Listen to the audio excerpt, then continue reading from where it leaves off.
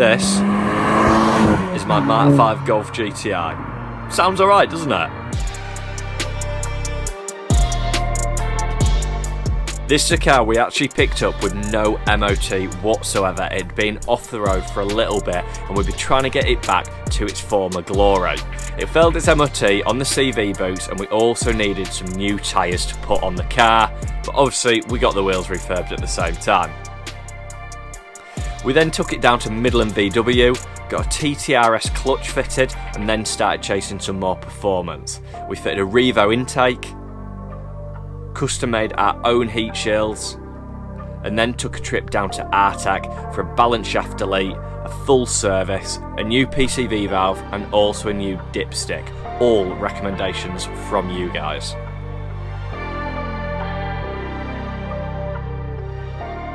We brought it home, managed to fit some new spark plugs, and that brings us up to today. You join us on one of the drier days that we've had recently, which means that hopefully we can try some 0 to 60s in this car now that we've got a new clutch in it, no wheel spin and hopefully no clutch slip either. So stay tuned and let's see how it goes.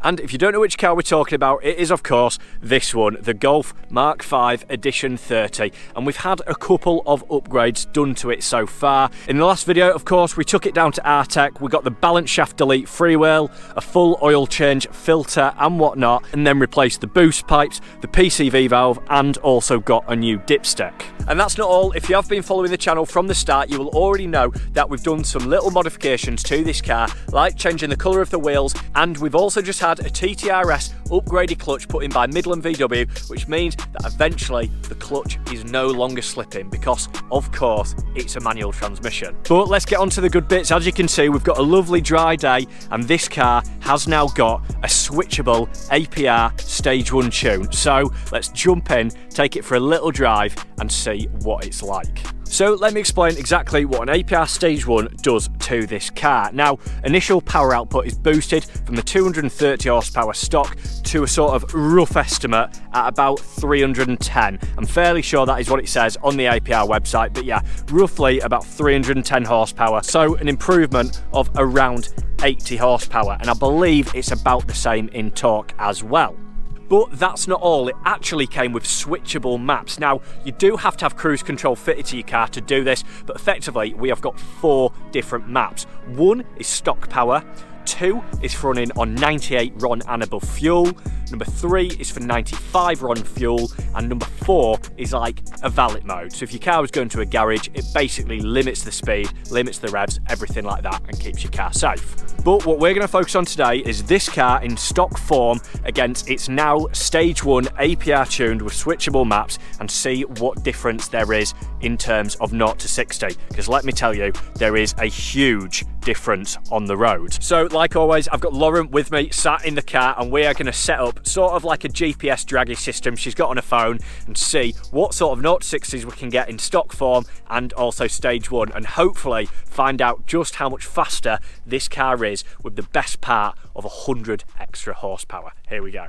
Right, so this is going to be the first run in stock form. I've eventually figured out how to change it with the cruise control because there is 4 different maps available, like I said, but this should be stock. I think standard 0 to 60 of an Edition30 is 6.6 seconds. I'm not sure if that's manual or automatic, but obviously I've got a new clutch in it. I'm not just going to launch it straight away. So we'll do a little bit of a soft start and see if we can get anywhere near that 6.6 second time. Put it back into the 98 RON, full map, and see if we can beat it. So here we go. Lauren's on the timer. We're all set, ready to go. Ready to go. Sorted. Right, so first run. Hopefully this works. Slight incline, very slight incline, but we will see. Shouldn't make too much difference. Ready? Yeah.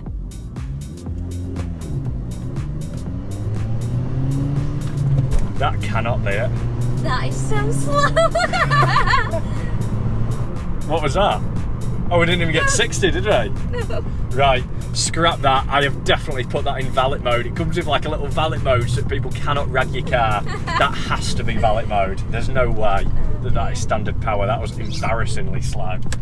Right, okay, I've double checked. It is definitely just in standard stock mode. So this should be 230 horsepower. See, we've got a few little things like the Revo induction kit. Don't know if that'll make any difference to stock power, but Are we ready on the old 0 to 60? Yeah. Here we go. Right, same again. Soft launch. What time do we say to beat? 6.6. 6.6 to beat.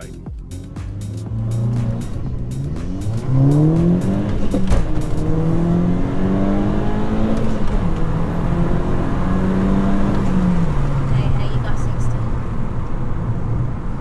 Right, go for it. So what was that? 7.2. 7.2. Yeah. Right. Right, so we're all set up. We are, or we should be now in stage 1. I'm fairly confident we are. I think I've got my head around the map changing through the indicator stock, but time to beat is, what were we on? 7.2. Yeah. So 7.2 stock. I don't know if that 6.6 was a DSG or somebody that was a bit more brutal in the clutch, but effectively I'm going to set off exactly the same. We've got traction on, so 7.2, time to beat. Who knows? Maybe that Revo induction kit actually makes it slower. You know, sucking in the air, stock power. Who knows? Either way, time to beat 7.2. Okay. So just to clarify, Edition 30's No. standard 230 horsepower, okay? This is an APR stage 1 remap, Revo induction kit, obviously a better clutch, but no other mods apart from spark plugs and exhaust, okay? So we should be looking about 300 horsepower. Yeah. I think it's going to be around 6.9. 6.9? No, it's meant to be stock is 6.6. Surely this is going to be 6 seconds. Yeah, Surely. but you just did 7.2. Yeah, I know, but I'm being a wuss on the clutch. I don't want to burn my new clutch out. Right, here we go. Are you ready? Okay.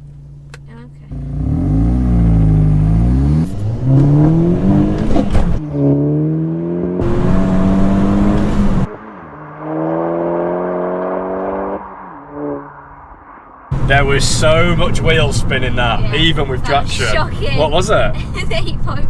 8.5? Oh my god.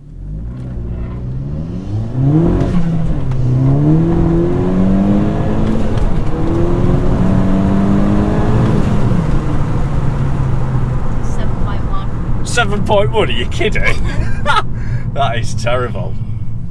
And there we have it, a stage 1 remap, and the best part of 100 extra horsepower gets you 0.2 of a second quicker.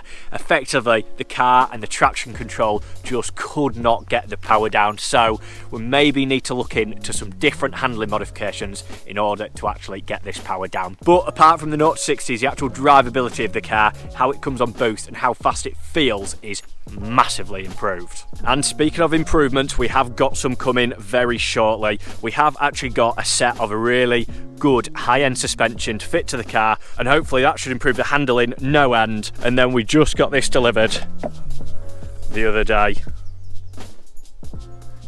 Any guesses?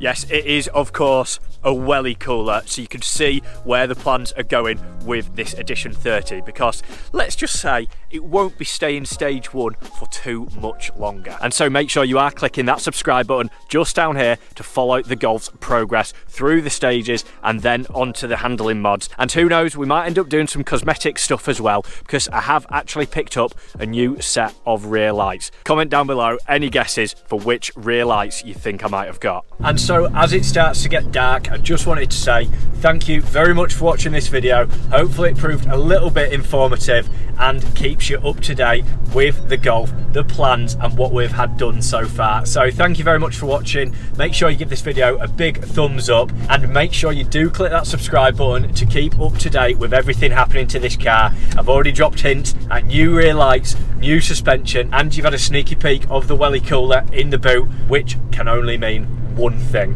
another trip to Artec. Anyway, thank you for watching. I will see you in the next video.